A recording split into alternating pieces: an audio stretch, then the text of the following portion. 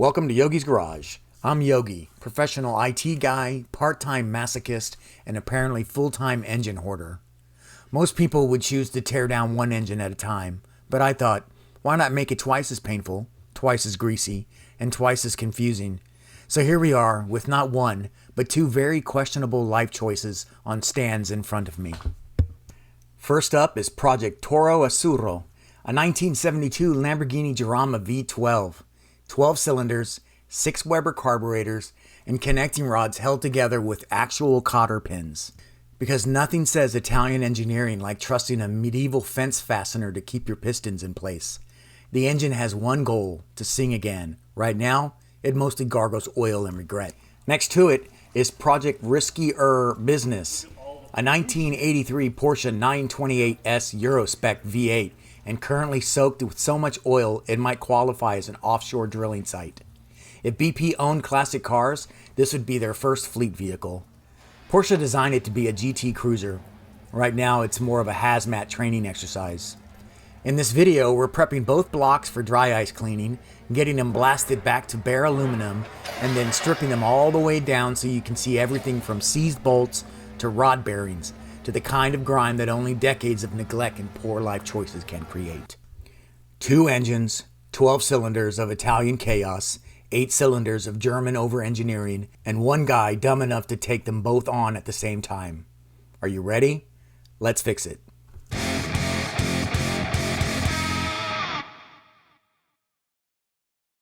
So until we move this engine off to get dry ice cleaned, I am ready to start organizing things. There's one thing that's very important when you're taking an engine apart and you're ready for reassembly is to organize all of the bolts, man. And there are so many when you're dealing with cars like this, especially V12s and V8s. So I'm gonna take care of that now, and I'm just gonna give you some ideas on how you should be doing this if you're gonna take on a project like this, whether it's a 4-cylinder or a 12-cylinder. This is how you should do it. It's actually pretty simple. First and foremost, get yourself some coffee. Right? Always get coffee first.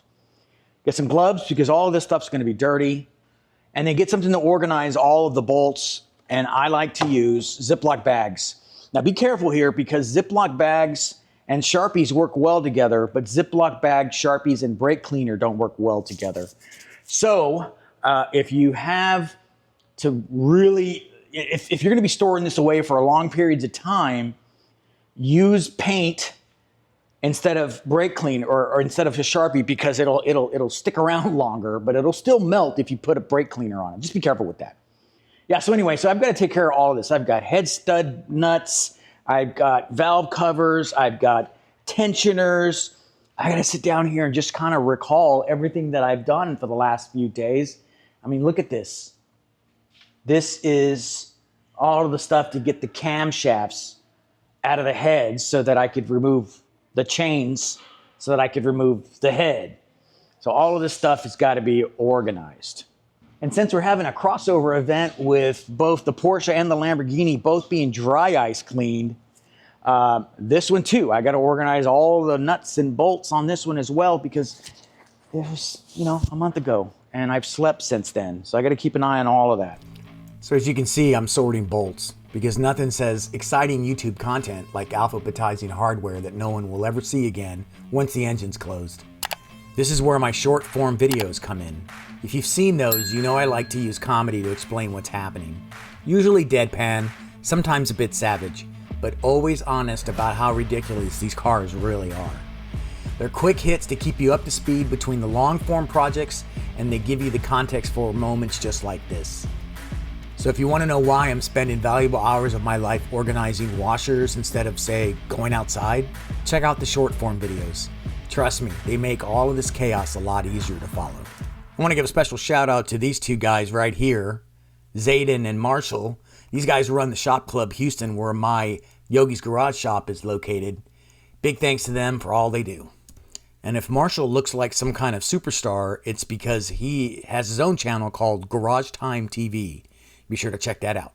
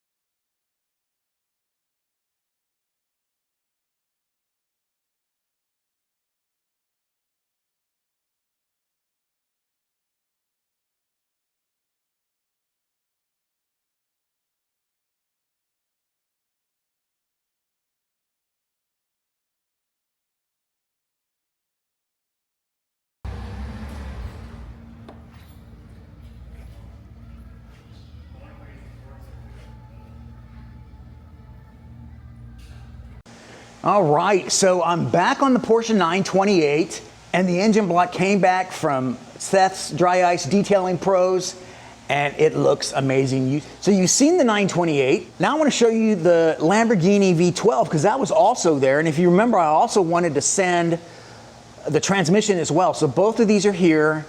Let me give you a walk around the final results for the 928, and as a bonus for the Jarama V12. And I'm just going to call it a Bizzarini V12, because as you know, that is a handmade V12 engine from the master craftsman Bizzarini. And so I'm just going to call it that from now on. All right, let's take a look. Boom, 52 years old. Kind of hard to see if that's the case here because it looks brand freaking new, more or less. Those dark spots you see there were the original paint. So yeah, this engine block's going to get repainted black. And I believe I'm going to do the valve covers too. Look at those. Oh, I didn't show you the Porsche valve covers. Look at those. They are, you know, a little stained, but I guess oil will do that if it's constantly covered in it. But those look really damn good, man. I'm really excited. So this V12, as if you don't know and you're not following my Lamborghini videos, this one had intermix real bad. And here's a little video of the Mountain Dew coming out the bottom of this thing. Oh, shit. Dude. Oh my God, get a pan. And what you should be asking yourself is, why is it green, right? I don't care if this engine is 52 years old. You shouldn't be using green antifreeze on an aluminum block. Now, I'm not saying that's what caused the issue, because I'm pretty sure that's what caused this issue. But what I can tell you is that here, the bolts were absolutely, positively loose, man. You saw the video, 2 fingers to loosen? Are you crazy? So something's up, we gotta address it. So once the heads come back, then I'll be able to put it all back together and get this engine purring again. Cannot wait. So that may happen in a month, it may happen in 3 months, I don't know. We gotta source parts for this thing, because finding parts for a 52-year-old car, for a 52-year-old engine is challenging, to say the least. No, this is not a stand-in or a dummy. This is the actual one that we saw that was just completely black in the front here. And now look at this, not a speck. All the specs are in Seth's shop right now, and he's probably griping up a storm about how much oil got everywhere, but man, this is very rewarding. Look at this thing. There's so many kick-ass projects that we're gonna be doing on this thing. And a little secret tip, the customer wants headers. Yeah, we're gonna put long tube headers, custom long tube headers on this bad boy, and this V8 is gonna sing. I cannot wait. All right, let's look at the V12. All right, so it's been a few weeks, and with the magic of video editing, it is those few weeks into the future. I sent the cylinder heads off to have them machined and taken care of for the Porsche 928, and they came out really great. So on top of the dry ice cleaning that we did on the engine block and then on the cam covers, now we have perfectly machined cylinder heads to go with it. Check it out. Dun, dun, dun, dun, dun. Look at that, man. And if you forgot, here's a video or an image of what they look like before I sent them out to be machined. So yeah, you can tell that this is certainly a necessity. And now that the owner has seen this, he's really excited about moving forward with not only the head gaskets, but dressing this bad boy up with some headers. So we're gonna do headers on this engine, and I'm gonna paint the cam cover, but not the whole thing, just the lettering here in guards red that says Porsche right there. So I get to whip out my airbrush again and get that going. That's gonna be fun.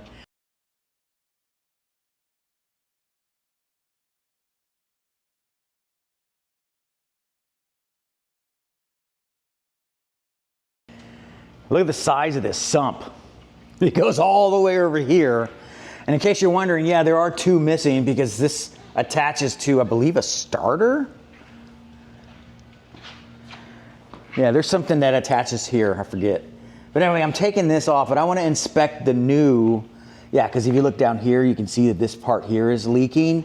And more than likely, this is the rear main seal that's also leaking. So I'm gonna take that off as well, but I'm gonna start with the sump. Let's do it.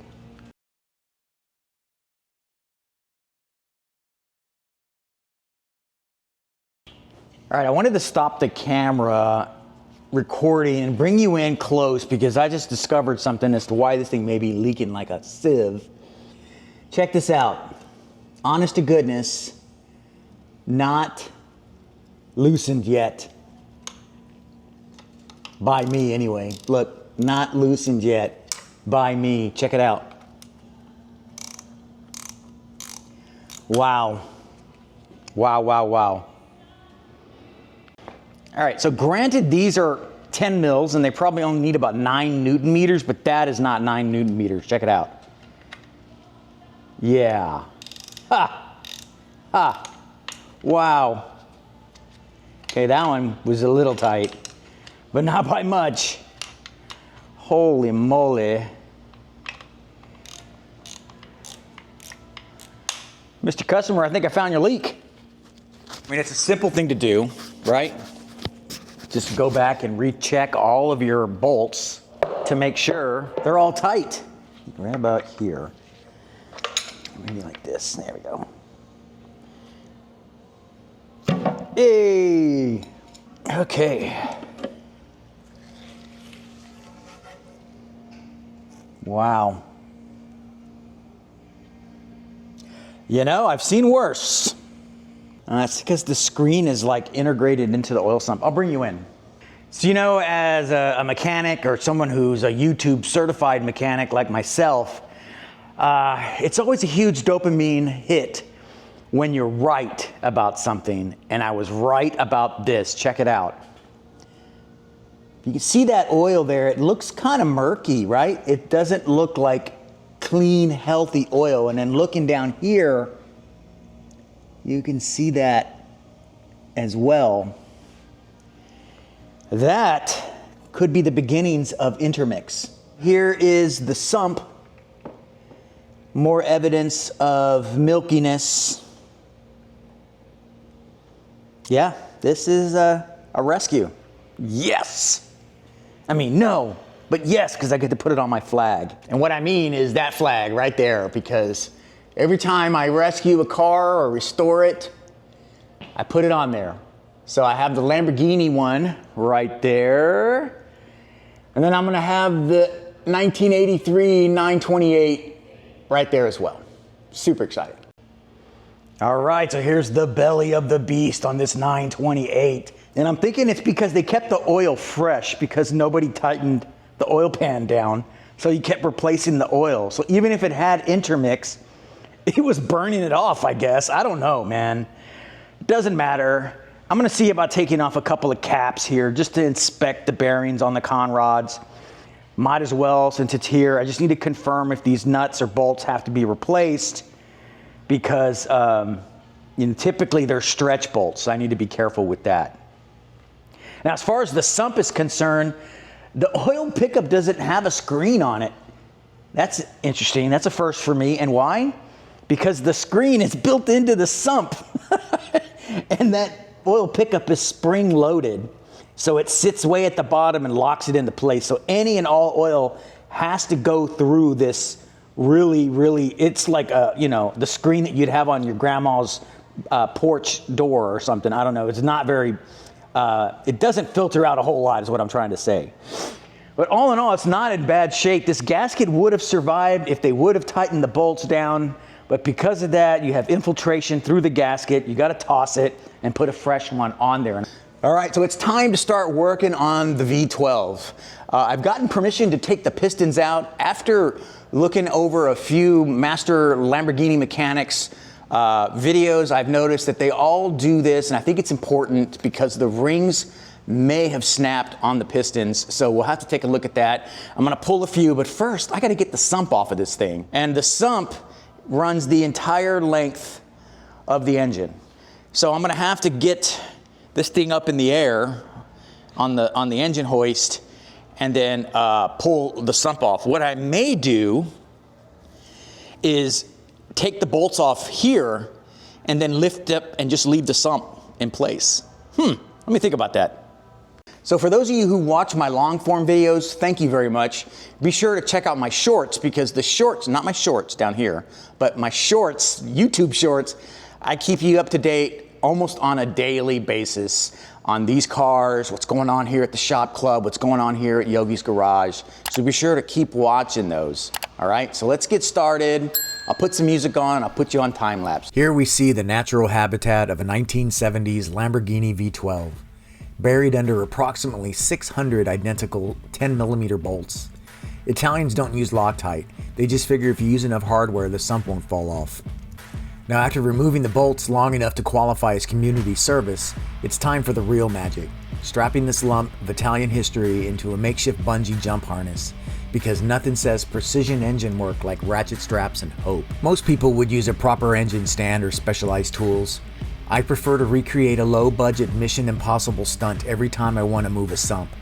Somewhere Enzo Ferrari is shaking his head, which is fine because it's a Lamborghini.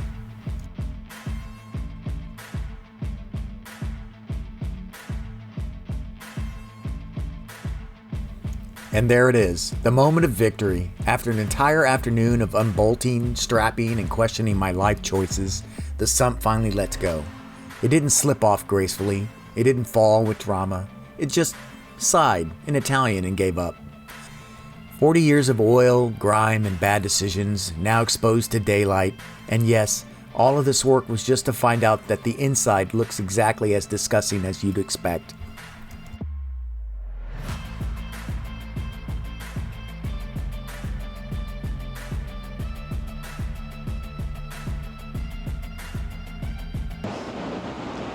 I'm gonna lower it, and while I'm lowering it, I want you to tip it towards me. Be careful, the table is rolling around. So you can use the motor mount to help tip it, because I want to lie it on its side. Because I can't lie it obviously on top of the pickup. Yeah, I want it on this side right here. All right? So as I lower it, just lift it from that motor mount and it should automatically want to tip. You ready? Yep.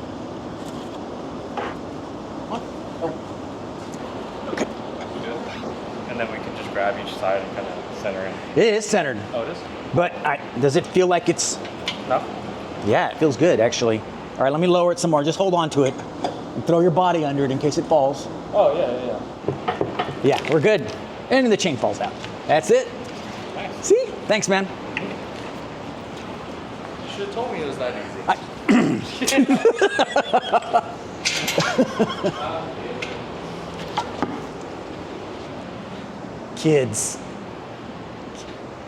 Kids these days.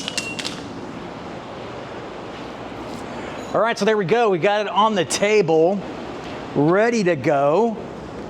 It is secure enough. It's not going anywhere. See? And the head studs will help keep it from teetering over, right? But I'm not really worried about all that, because what I want to look at is the bottom end of this baby. And there it is. Kabloomy! No baffles, no girdles. Oh, neat. Look at those bolts. They have little clips on them, like cotter pins. Let me get some light on that. So it seems that the Italians are taking after Fiat and putting the pickup on a big cap for whatever reason. That looks like a 10. And then the mount on this side is just a measly old 10 mil.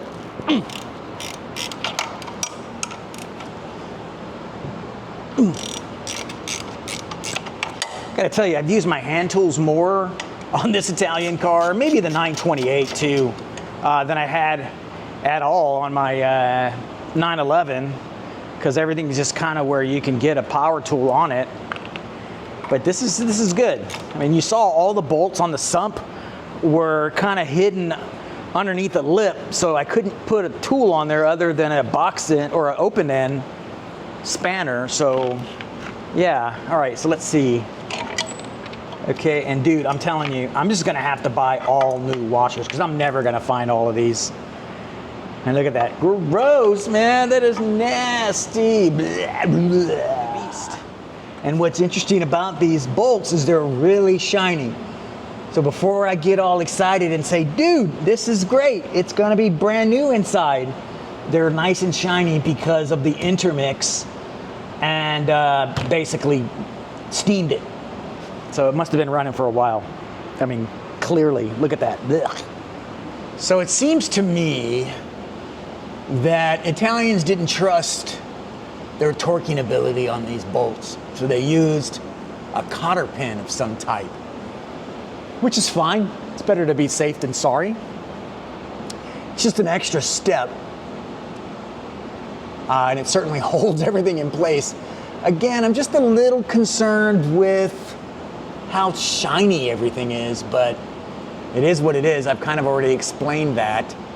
But since this engine doesn't have a crank bolt, yeah, there's no center crank bolt on this, I have to put the bolts from the clutch back in on the rear and then use a pry bar to crank it over and over until, see, there's washers everywhere, man. I'm never gonna find them all.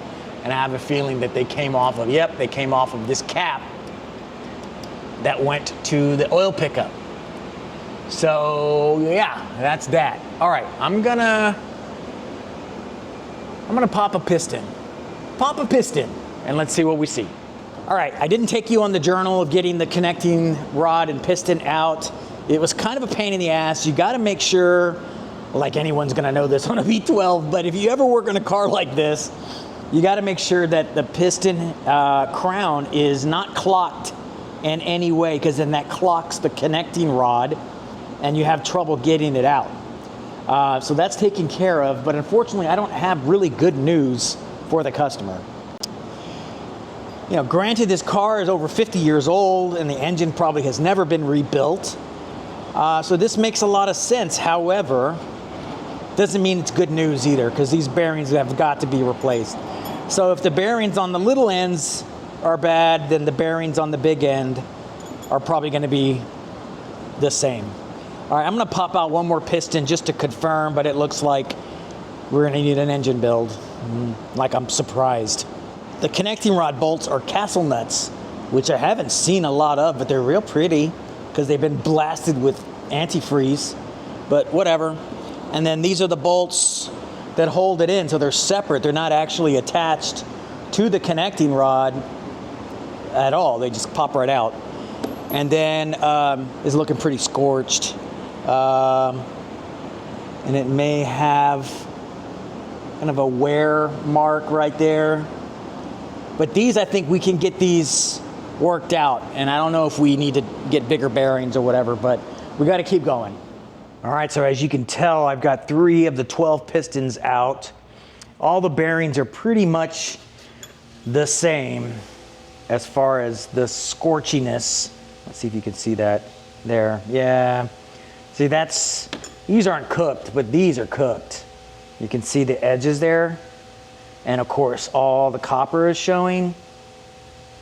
So yeah, we're gonna have to deal with that. So we're gonna get new bearings, but I have to, of course, scope and use a micrometer on all of this stuff to get the right sizes and all of that. Least favorite part of my job, but whatever, it's good education. This is on the big end, so normal wear, but it's dark, which is concerning. That usually indicates it's been cooked or intermixed. And as far as the block is concerned, it looks really good. I'm gonna keep pulling this apart, and then we're gonna send this block off to be cleaned inside and out and inspected by a machinist to make sure it's all good for reassembly, as well as the cylinder heads.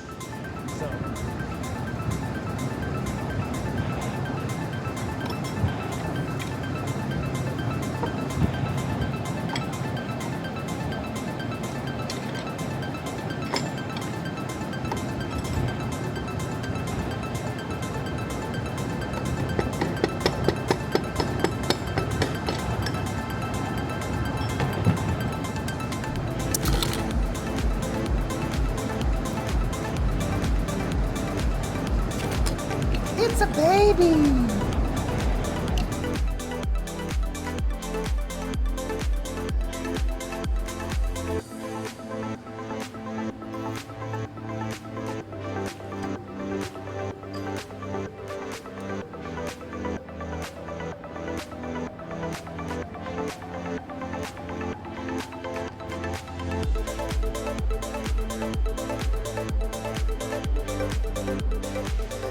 All right, I'm making progress here. I've got 2 of the caps off of the crank here, and I got to get the rest off. And it's interesting because they have the big stud bolts here, and then they have the little bitty ones here. So that's a 19 and that's a 13.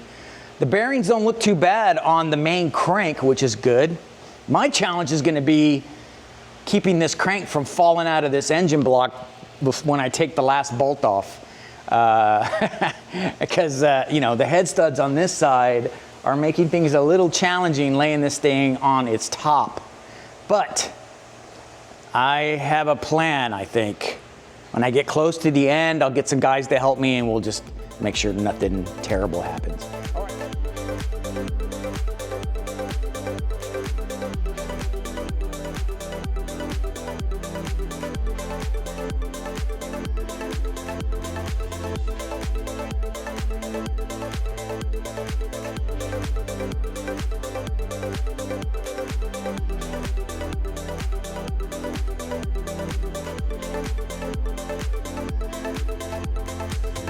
Okay, now it's time to focus on this 928. I got to get the bottom end off of this. I got to get the bottom end out of this thing, and but it's gonna be a little bit more challenging simply because I have the disc to take out, of course, and these triple squares have got to be popped out, but I got to get this off of the stand, and then I got to roll it over and remove the bottom half of this baffle or girdle, I should say, that's holding in the crank. So what I got to do is get this thing up in the air first, and then we'll take it from there. I'm gonna put you on time lapse.